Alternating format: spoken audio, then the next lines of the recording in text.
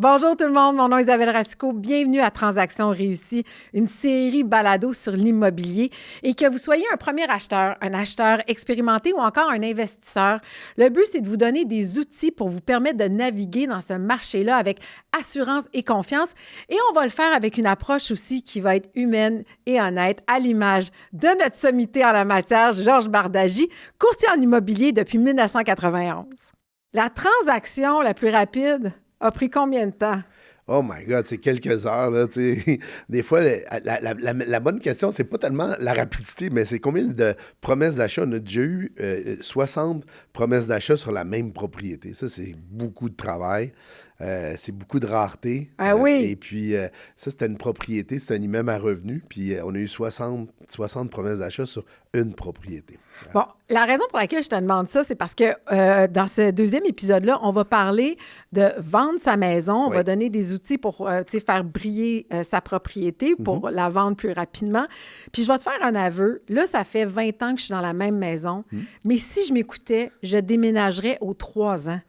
J'aime tellement ça, vendre une maison. Je trouve ça excitant, puis en acheter une autre. Toi, t'aimes-tu ça, le côté de la vente?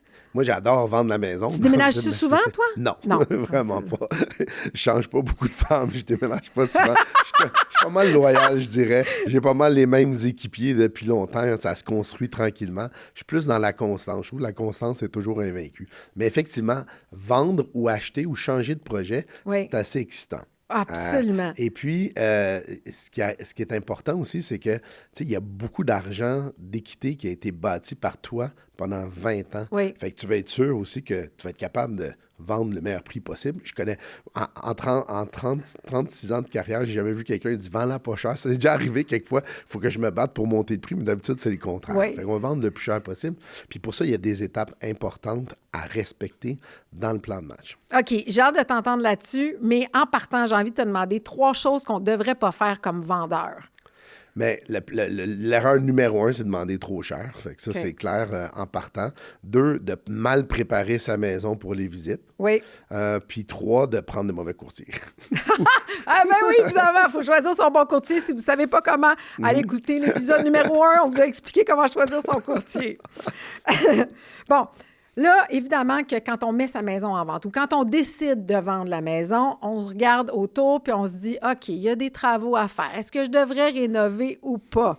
Ça, c'est la fameuse question. Fait que c'est quoi ta réponse là-dessus? C'est une question-là qui est très simple. Là. Ouais. C'est que, à moins que vous soyez designer, architecte, entrepreneur, ou vraiment habitué de le faire souvent, ce qu'on appelle des home flippers, touchez pas aux rénovations avant de revendre une propriété. Vous n'allez jamais récupérer l'argent que vous allez mettre dedans. Il n'y a rien! Si on calcule, si moi j'engage un contracteur, un designer, un architecte, puis je prends une propriété, puis je la rénove très bien de haute qualité, puis je veux la revendre pour un profit, il faudrait vraiment que le marché immobilier augmente là, de plus que 10 % par année pour espérer voir un profit. Si vous êtes un professionnel, puis vous êtes habitué d'avoir des matériaux moins chers, que vous êtes capable de faire beaucoup de choses vous-même, ça peut valoir la peine de le faire. Mais pour la plupart de nos clients qu'on rencontre, ce qu'on doit surtout faire, c'est désencombrement, réparation mineure, puis propreté. OK. Puis je dirais désencombrement, item numéro 1. Parce que dans ta maison, si tu fais pas ça à chaque année, là, tu vis avec ta famille, tes enfants, tout ça, s'il y a du barda, ça s'accumule.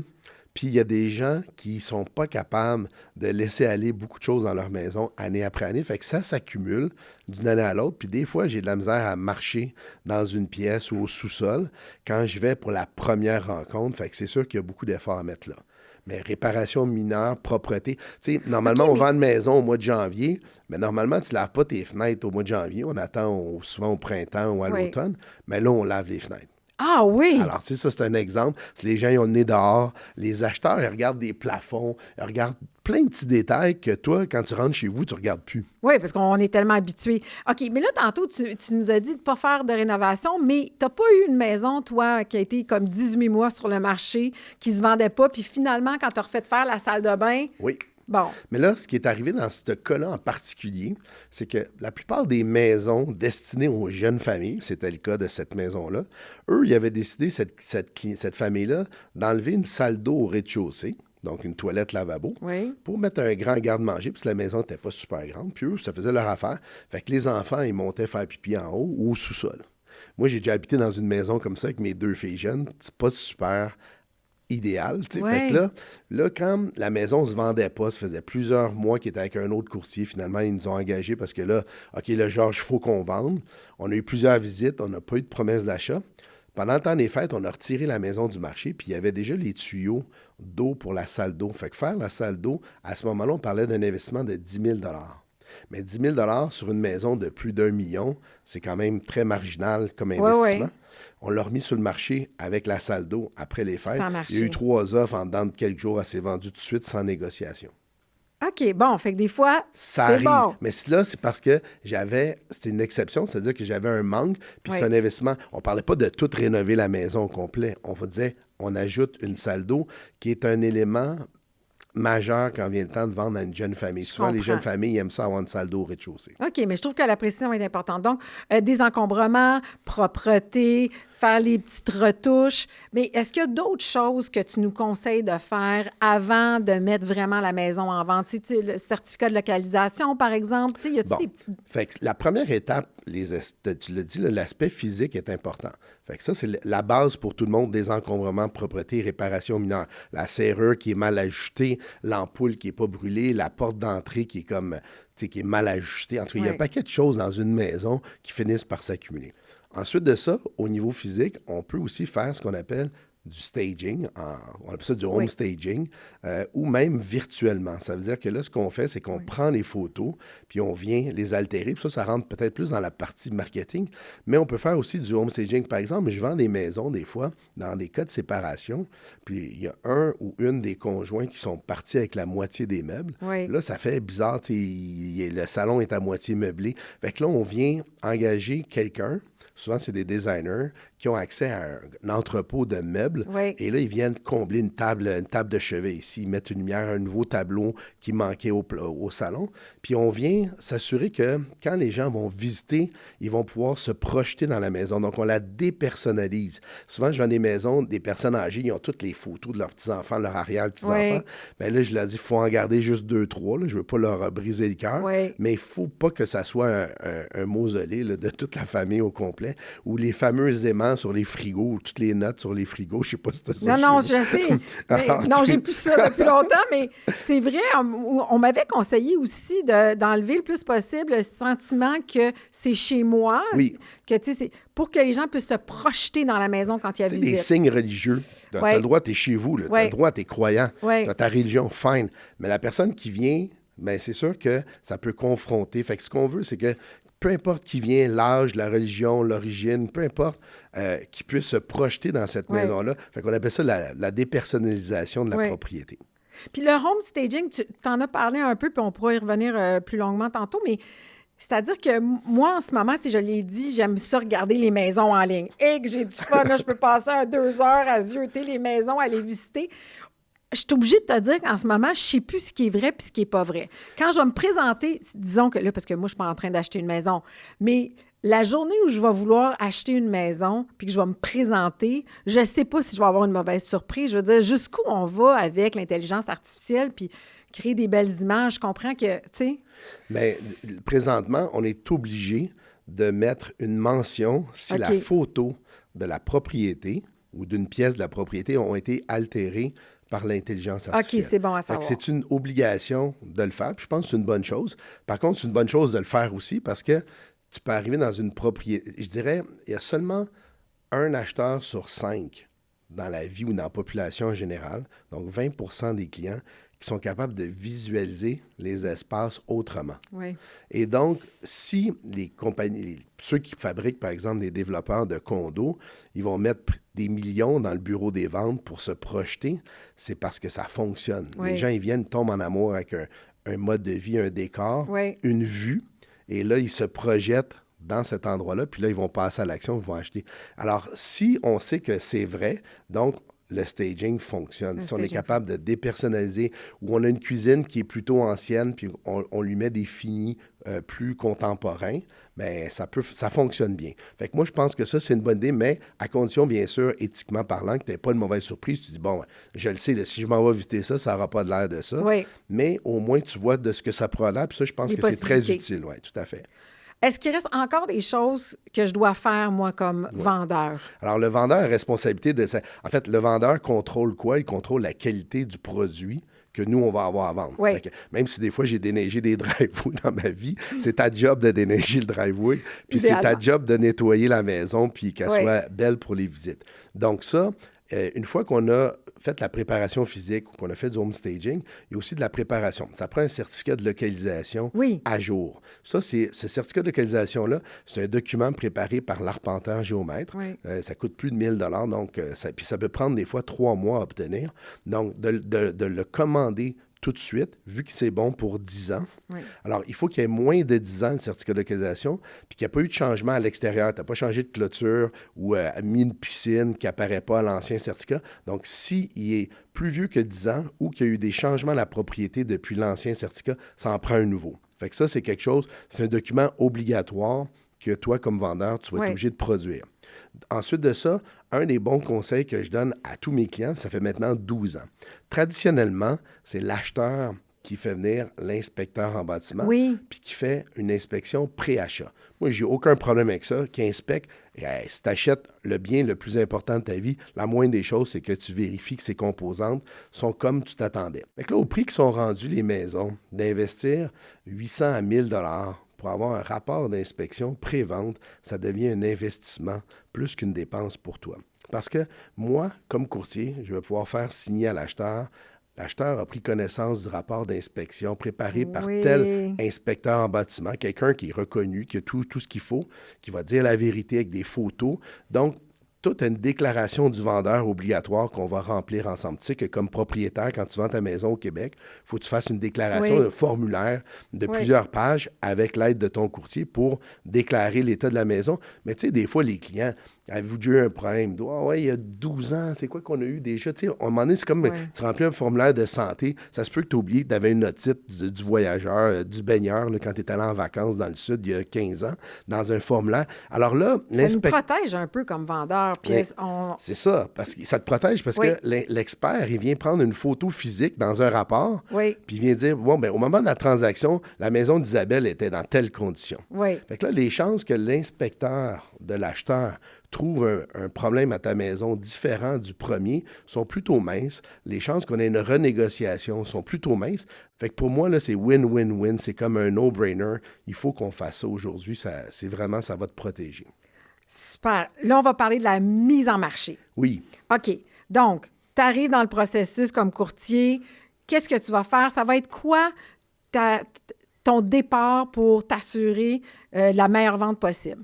Mais alors, ça, là, c'est vraiment, là, il y a beaucoup d'étapes dans la mise en marché. C'est-à-dire, la job du courtier commence quand la maison est prête. Fait que toi, tu contrôles la qualité du produit. Moi, je contrôle la qualité de la mise en marché. Fait que si tu juges de mon travail une fois que c'est complété, tu vas pouvoir le compléter sur la mise en marché. C'est quoi la mise en marché? L'accueillir des documents, remplir les formulaires, vérifier les informations, les taxes municipales, le chauffage, toutes les données qui vont entrer dans la fiche technique.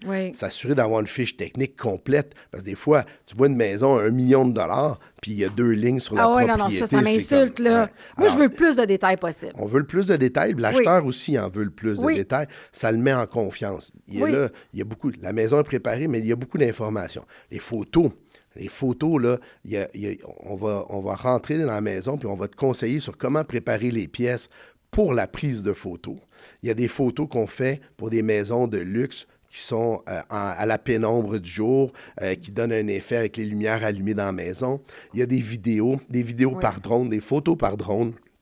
Donc, ça va donner une idée de qu'est-ce qu'il y a alentour de la propriété, la distance du parc ou d'un cours d'eau ou bien d'un centre commercial ou des écoles. Sérieusement, ça fait-tu tant de différence sur les ventes, ça, les images de drone, puis de montrer tout ça? Ah oui, ça vaut la peine d'investir là-dedans. Les gens adorent ça. OK. Parce que tu es capable de voir... Si je te mets une photo d'une façade avec une maison avec la cour, c'est beau, mais Peut-être qu'à côté, il y a une station-service. Fait que là, c'est sûr que là, c'est une photo par drone, ça se passe. Ah ouais. Mais en même temps, tu vas éviter une mauvaise surprise. Les gens ils vont le savoir tout de suite. OK. Fait que moi, je pense qu'il y a beaucoup de sciences. On fait du staging virtuel. Après ça, je vais t'expliquer tout le plan de mise en marché, c'est-à-dire où on va annoncer ta propriété. Bien sûr, sur Centris. Centris, tu l'as dit tantôt, tu es une grande fan, mais tu n'es pas la seule. Je peux te consoler. Et c'est des millions de visiteurs par année. Ils aiment ça regarder des maisons sans arrêt. Et donc, derrière chaque transaction réussie, il y a une stratégie. Mon rôle est d'aider mes clients à prendre les bonnes décisions au bon moment. Pour un service clé en main, compétent, intègre et bienveillant, rendez-vous sur bardagie.com. Vous avez un projet immobilier en tête? À la Banque Nationale, que ce soit pour l'achat d'une propriété, un refinancement ou un renouvellement hypothécaire, nos experts et expertes en financement résidentiel vous accompagnent à chaque étape. Découvrez-en plus en visitant le bnc.ca/maison. Sur Centris, mais sur Realtor.ca, sur le site web moi, dans mon cas, c'est Remax, mais c'est la bannière. Ensuite de ça, on va avoir tout ce qui est le plan sur les médias sociaux, parce qu'aujourd'hui, un bon courtier a tout un plan de publicité numérique. Ensuite de ça, les journaux, dans mon cas, on annonce dans la presse les visites libres, par exemple. Et puis, donc, on fait des visites libres, on va installer une enseigne, on va expliquer comment vont fonctionner les visites, mais surtout, un des outils le plus important, je trouve, quand on est client et qu'on vend sa maison, le plus gros reproche qu'on fait quand on fait des sondages à leur courtier immobilier, les gens, c'est pas la publicité, la négociation, c'est que je nettoie ma maison, je dis à mes gars, fais attention là, pour que ça soit propre, il y a une visite, là, Georges s'en vient avec des clients après-midi. Puis là, c'est une deuxième visite. Puis là, on est tous excités, on pense qu'on va avoir une offre. Puis là, le soir, pas de nouvelles. Le lendemain, pas de nouvelles. Il se passe une semaine, j'ai pas de nouvelles. Là, Georges, qu'est-ce qui se passe? Il y a eu 2 visites, comment ça se fait? Alors, nous, ce qu'on fait, c'est que systématiquement, dans les 24 heures de chaque visite, on écrit un rapport par email, par courriel. Combien de personnes sont venues, Isabelle, chez vous? Quel groupe d'âge ils avaient? Seul ou avec enfants? C'est quoi les points positifs qu'on a notés, qu'on a entendus pendant la visite? C'est quoi les points négatifs? C'est quoi les chances de 1 à 10 qui vont faire une offre d'achat sur ta maison? Et ça t'est envoyé à toi puis à moi dans les 24 heures de chaque visite. Bien sûr, souvent, il y a 2 courtiers dans une visite. Il y a le courtier qui représente toi, comme vendeur, puis il y a le courtier qui représente l'acheteur. Puis ça peut être un courtier de n'importe quel bannière, au Québec, qui a son permis, bien entendu. Et puis là, il y a cette collaboration. Donc, nous, on va faire des suivis auprès de notre collègue pour savoir, puis ton acheteur, il a aimé la maison. Moi, je veux dire à Isabelle, finalement, il trouvait que la 3e chambre était petite. Eux autres, ils ont des jumeaux. Fait que, tu sais, il y a plein d'informations importantes. Et puis ça, nous autres, c'est systématisé. Fait que ça, c'est très précieux au niveau de la mise en marché. Bien sûr, on va expliquer aussi toute la garantie. Nous autres, on a un programme de garantie qui s'appelle Tranquillité, qui vient protéger si jamais il y a une protection juridique en cas de réclamation. Même si on a tout fait pour ne pas en avoir, s'il y en a une, il y a des avocats qui vont t'aider à défendre. Si l'acheteur décède entre le moment où il a fait l'offre puis le moment où il va chez le notaire, puis toi, tu as acheté une autre maison, nous autres, on rachète la maison aux mêmes conditions qu'on s'est entendu, tout s'en va tranquille. Et s'il y a un retard ou un désistement dans la transaction, on va payer jusqu'à 6 mois de frais sur cette maison pour pas que tu aies de conséquences financières au fait que la maison ne s'est pas vendue dans le délai qui était prévu. Puis j'imagine que dans la mise en marché, il y a aussi le timing qui doit être bon. Là, je ne sais pas si c'est vrai, mais moi, j'avais déjà entendu dire que le meilleur moment pour vendre une maison ou la mettre en vente, c'est dans le premier trimestre de l'année. C'est tout à fait vrai, mais c'est moins vrai que quand j'ai commencé à mes débuts. Dans les années 90, il y avait des saisons. Comme normalement, janvier, février, c'était l'hiver, il n'y avait pas trop de technologie. C'était des bottins MLS, ce que tu appelles centriste, c'était des bottins. On faisait des photocopies. On pesait fort dans le coin parce que c'était épais comme un bottin de téléphone, tellement il y avait des maisons à vendre qui ne se vendaient pas. On conduisait dans l'auto, on avait porté ça dans la boîte aux lettres de nos clients. Puis là, ils disaient, c'était intéressant, Georges, je vais demander une visite la semaine prochaine. Tout était plus lent. Puis ça commençait beaucoup plus au printemps, au mois de mars, avril. Oui, c'est puis ça. Beaucoup de propriétaires qui sont un petit peu plus âgés, ils ont encore ce souvenir-là, mais c'est moins vrai. T'es-tu en train de me traiter de personne âgée? Non, pas vraiment, parce que je suis dans cette catégorie-là moi-même. Mais expérimenté. On est expérimenté. On n'est plus des premiers acheteurs. Non, c'est ça. OK. Fait que moi, je trouve que on vend des propriétés. Décembre, ça a été un excellent mois. L'année, en 2024, c'était exceptionnel. Il y a des mois comme ça. La pandémie a changé tout le calendrier cette année-là. Donc, c'est moins vrai. Les gens, vu qu'il y a une rareté d'inventaire, si tu es acheteur et tu n'arrives pas à trouver quelque chose, tu es peut-être plus en train de rechercher tous les mois. Mais ça vient de où, cette courbe-là du mois de janvier, février, mars? Moi, j'ai la meilleure semaine, là, bon an, mal an, c'est la 3e de janvier. Parce qu'il y a plein de nouveaux acheteurs qui ont décidé, pendant le temps des fêtes, qui ont pris du repos, ils sont parlé entre eux, puis ils ont décidé qu'ils allaient acheter ou vendre. Et là, ils arrivent dans les visites libres, puis il y a peu d'inventaire. Parce que les propriétaires, eux, ils pensent qu'il faut qu'attendre que la neige fonde, que les oiseaux chantent, qu'on est rendu au mois de mars pour vendre. C'est vrai que mars, avril, mai, ils se vendent beaucoup de propriétés, mais là, il y a plus de compétition. Alors là, ça fait un débalancement favorable entre l'offre et la demande, de sorte que moi, je dis à mes clients qui disent « je vais attendre », tu n'as pas besoin, ça risque même d'être meilleur si tu vends tout de suite.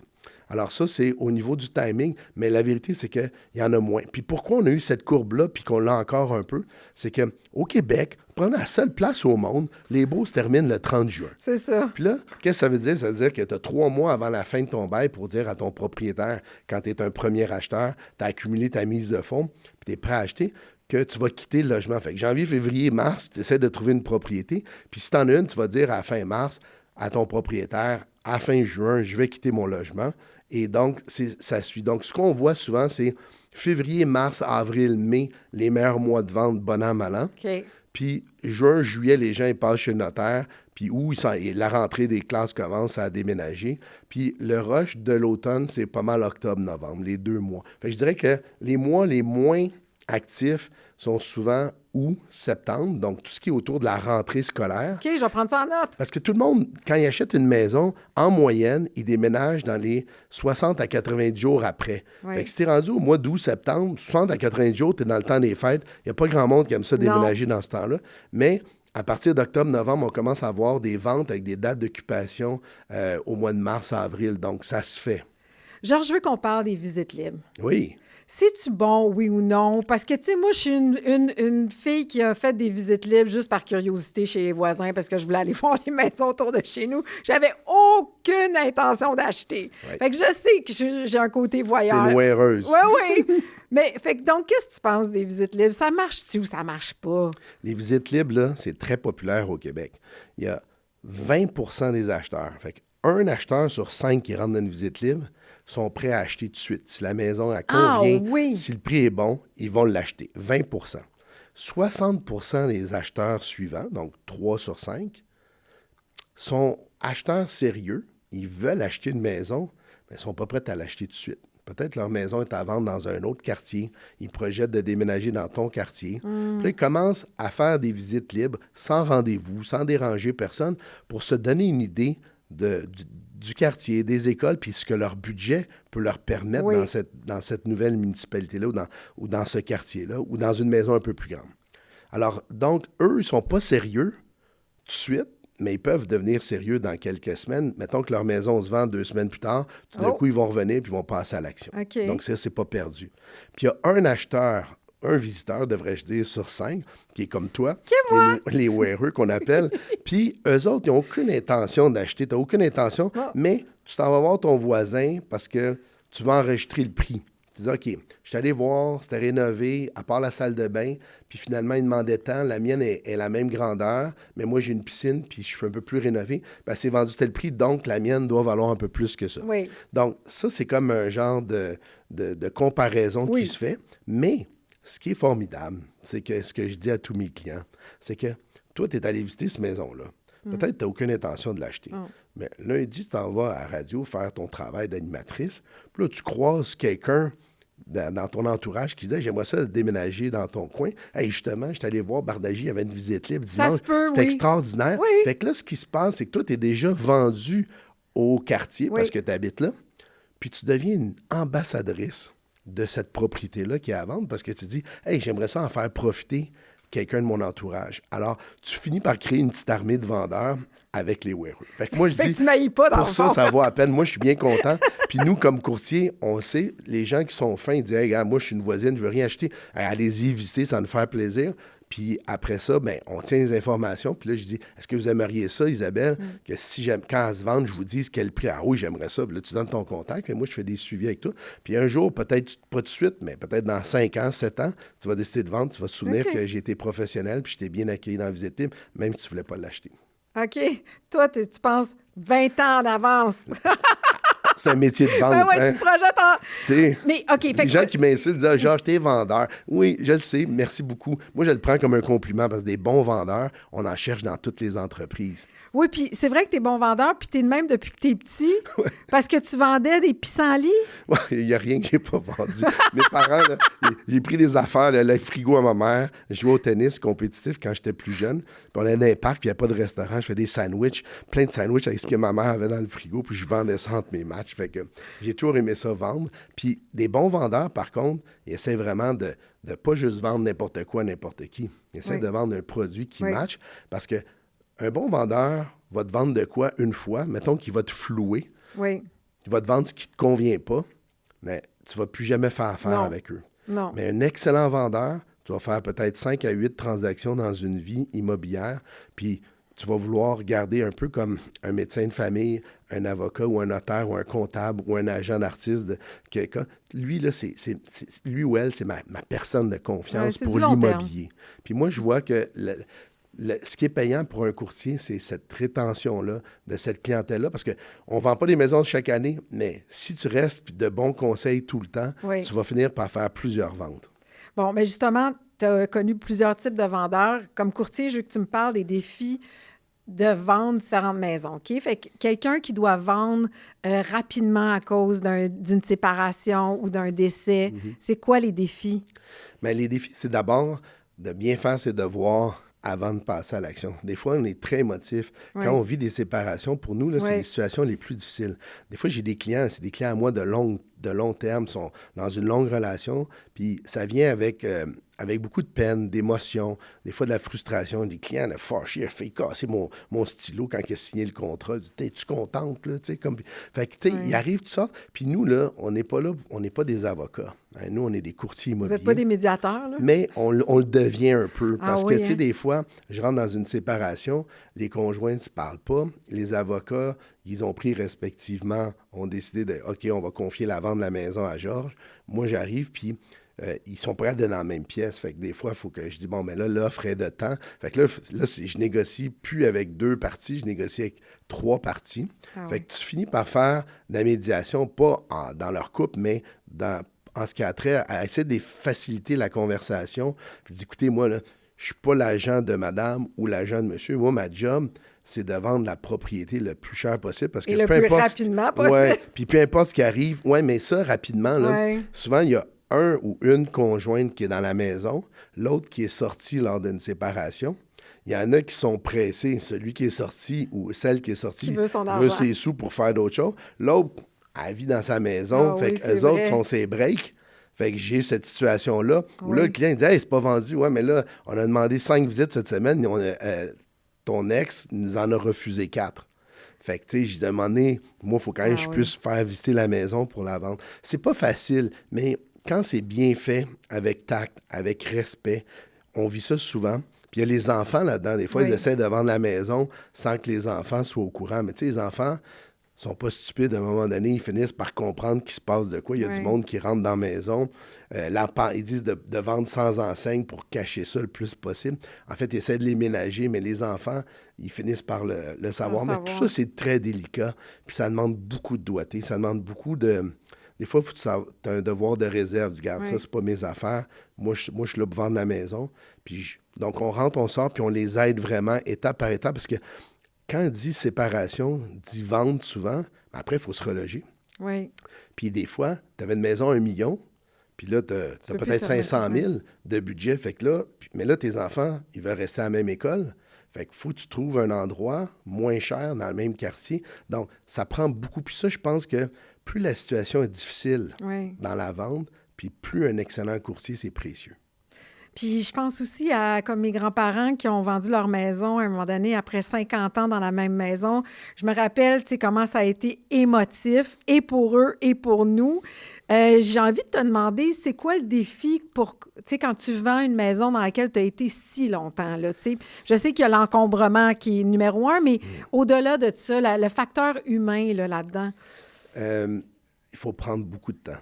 Tu ne peux pas vendre une maison de quelqu'un, ça fait 50 ans, qui quitte. Pour eux, c'est un deuil. Oui. C'est pas un deuil. Il n'y a personne qui est décédé, mais ils savent que là, c'est comme dans la fin d'une vie. Tu as un deuil à faire de la vie que tu as connue dans cette maison-là. Puis c'est extrêmement triste, extrêmement émotif. J'ai vu des gens pleurer. J'ai pleuré avec des gens dans les maisons, chez le notaire, en toutes les étapes, parce que c'est pas une situation de vie aussi chouette que de vendre une maison à une jeune famille qui achète leur première maison. Fait que c'est sûr que... Mais encore une fois, quand on est capable... Donc, il faut prendre son temps. Il faut s'assurer que l'endroit où ils s'en vont, c'est un endroit qui est bien pour eux. Ça fait partie de l'équation. Les gens âgés qui quittent une maison, s'ils sont insécures, forcément, c'est insécurisant. Juste le déménagement, c'est stressant pour n'importe qui. Personnes âgées, s'ils ne savent pas où ils s'en vont, où ils vont être bien. Fait qu'il faut prendre le temps, souvent, avec les enfants de ces personnes plus âgées-là. On devient des alliés de confiance pour faire toutes les étapes tranquillement. Puis je dirais que quand c'est une situation comme ça, plus on se prend d'avance, puis moins il y a de stress. Moins que c'est difficile, parce que là, il y a un deuil qui se fait, OK, dans 2 mois, on va préparer la maison. Dans 2 mois, on va la mettre sur le marché. L'appartement que vous voulez avoir en résidence va se libérer telle date. Il n'y a pas de stress. Puis si vous n'avez pas votre prix, c'est pas grave. Alors, si tu prends ton temps puis que les gens ont confiance, ça va bien se faire. Encore une fois, c'est des situations de vie. C'est ça, les déclencheurs de l'immobilier. C'est plein de situations de vie. Puis ça, c'est celle qui est la moins joyeuse, mais c'est celle où les enfants de ces parents-là, ou même ces gens-là qui sont un peu plus âgés, qui sont tous là, qui ont toute leur tête, ils apprécient beaucoup. Puis là, c'est très gratifiant comme courtier immobilier. On a dit beaucoup de choses là, dans les dernières minutes sur comment bien vendre sa maison, comment aider pour au moins la faire briller. Puis si tu avais à nous résumer là, ce qui est le plus important. Là. Mais là, il y a 2 autres étapes qu'on va voir dans le prochain balado. Oui. Et puis, qui sont, bien sûr, le prix et la collaboration. Mais en attendant, si on peut résumer, bien préparer le produit. Toi, ta job, c'est d'assurer qu'on a la plus belle maison à vendre, puis que moi, mon travail, c'est de faire la plus belle mise en marché. Mon travail, c'est de mettre ta maison sur son plus beau jour possible, mettre tous les projecteurs, m'assurer que, tu sais, on lance une propriété sur le marché, c'est comme un lancement de film. Il faut qu'on la lance jeudi, telle date. La maison va être impeccable. Les photos sont prêtes, les brochures sont prêtes. Il y a tout un plan publicitaire de lancement pour être sûr que tout le monde qui cherche une maison de ce prix-là, dans ce secteur-là, la voit en même temps.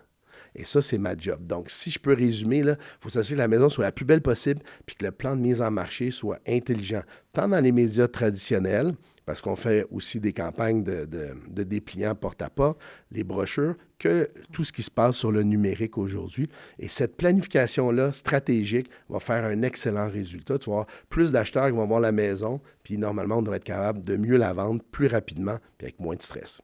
Merci, Georges. Merci à toi, Isabelle. Ce balado est une production de Cogeco Média. Merci à nos partenaires Agence immobilière Bardagie et Banque Nationale.